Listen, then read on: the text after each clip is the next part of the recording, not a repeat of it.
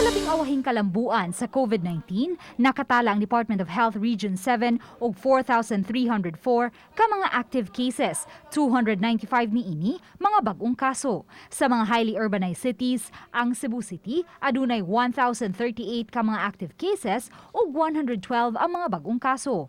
Moabot usab sa 812 ang active cases sa Lapu-Lapu City, 45 ang mga bag-o. Samtang adunay 655 nga active cases ang Mandawi City, 30 niini mga bagong kaso. Sa mga lalawigan sa Central Visayas, ang Bohol adunay 478 ka mga active cases, 18 niini ang mga bagong kaso.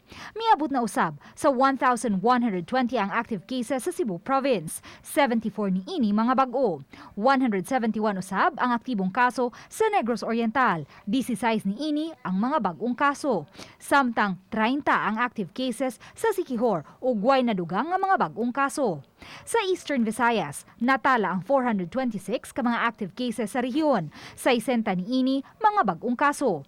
Sa tibok Pilipinas, moabot na sa 183,527 ang active cases, 11,429 ang mga bagong kaso.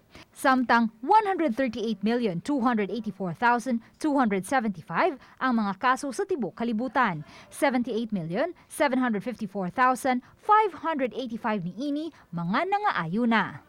Luan Merondina, Balitang Bisda.